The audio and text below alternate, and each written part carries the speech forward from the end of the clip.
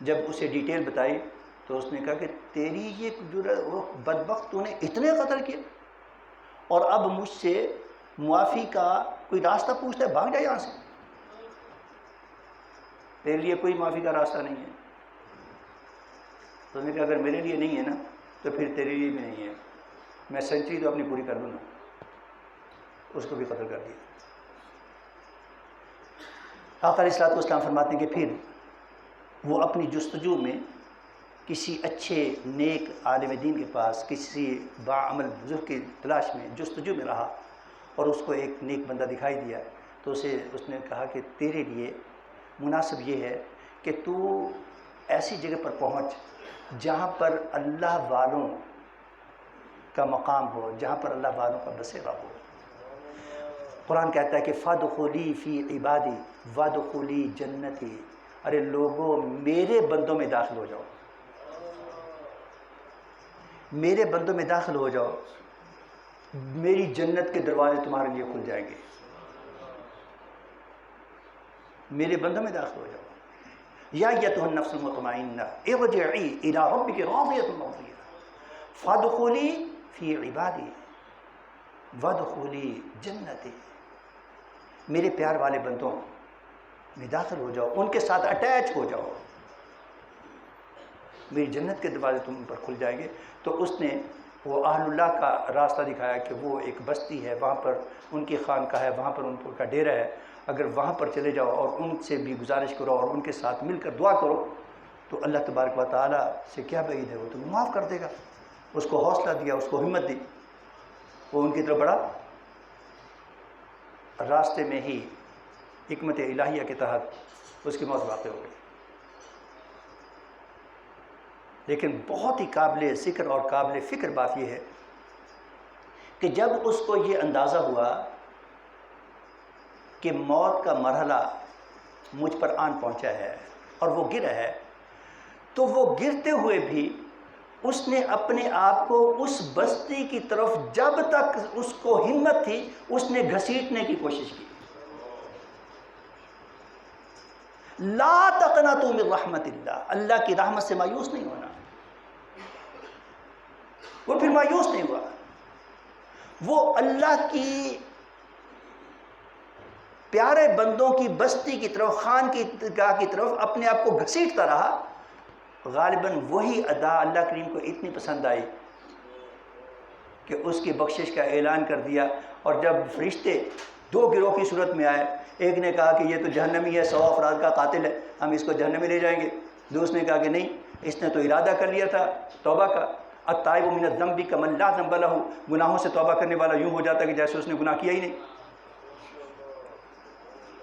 اب بارگاہ الہیہ میں پہنچے، اللہ کریم سب کچھ جانتا ہے، لیکن اپنی عظمت اور اپنے پیار والوں کی رفت کو ظاہر کرنے کے لیے فرمایا کہ زمین کی پیمائش کر لو،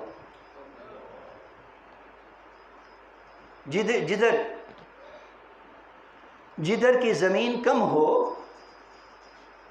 اگر وہ اپنے قتل گاہ جہاں پر وہ لوگوں کو قتل کرتا رہا، جہاں پر اس نے آخری بندے کو قتل کیا، جہاں سے وہ چلا ہے، اگر وہ جگہ زیادہ قریب ہے تو یہ جرم کے زیادہ قریب ہے، اس کو اٹھا کر جہنم میں پھینک دو۔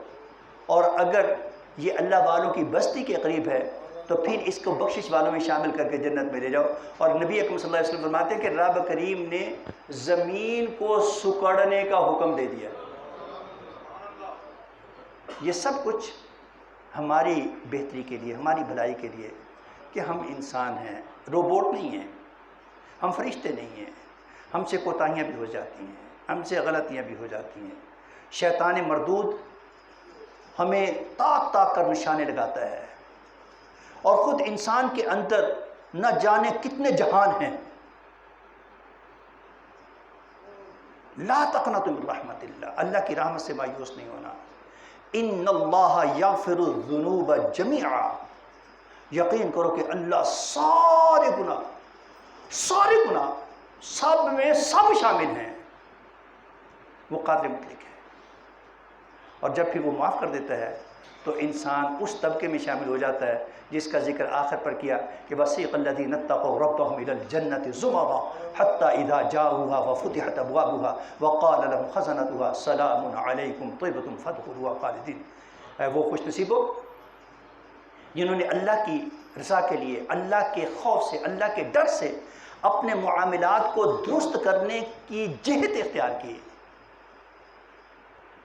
آج وہ خوش نصیب، وہ آج اہل تقوی جنت کی طرف جماعت در جماعت جائیں گے، گروہ در گروہ جائیں گے۔ کتنے خوش نصیب ہیں جو دنیا بھر سے اب حرمین شریفین کا رخ کیے ہوئے ہیں،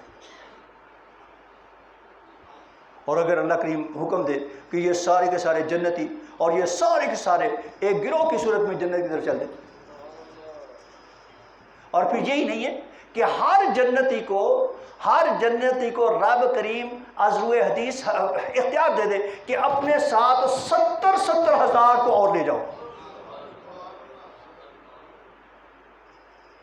کس کو تو خوش نصیب ہے؟ بہت خوبصورت دین ہے ہمارا۔ اس کی راہ میں رکاوٹ ہماری خواہشات ہیں، ہماری لامحدود خواہشات، اور خواہشات رب کریم نے فرمایا کہ وہ رب کے مقام تک پہنچ جاتی ہیں۔ افرأیت الذی من اتخذ الہہ ہوا، کیا تو نے کسی ایسے شخص کو نہیں دیکھا جس نے اپنی خواہشات کو ہی اپنا معبود بنا رکھا ہے؟ ہمارے ملک کی، ہماری قوم کی، ہمارے معاشرے کی بگاڑ کی جو حالت ہے نا، اگر غور کرتے ہیں تو اس میں سب سے بڑا فیکٹر جو ہے نا وہ خواہشات ہیں۔ شہرت کی خواہشات، دولت کی خواہشات، عورت کی خواہشات، عہدے کی خواہشات، اختیار کی خواہشات، اقتدار کی خواہشات، وہ خواہشات جو تقوی الہی سے متصادم ہیں، اور پھر وہ بگاڑ کی ایسے صورت پر لے جاتی ہیں۔ اور اس کا علاج کیا ہے؟ توبہ۔ التائب من الذنب کمن لا ذنب لہ، گناہوں سے توبہ کرنے والے یوں ہو جائیں گے جیسے انہوں نے گناہ کیا ہی نہیں۔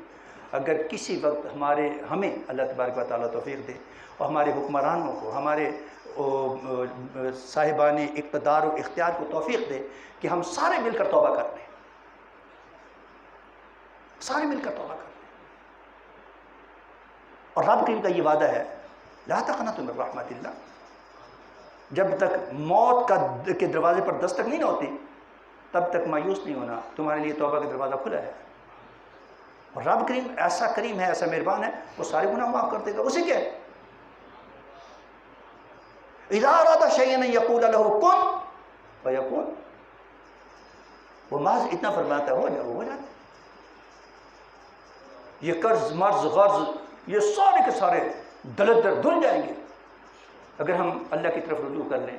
رب کریم ہمیں انفرادی اور اجتماعی طور پر اپنی رضا کی طرف موڑ دے، اور ہمیں بھی ان اہل تقوی میں شامل فرما لے جن کو اللہ رب الکریم جنت انعام فرمائے گا۔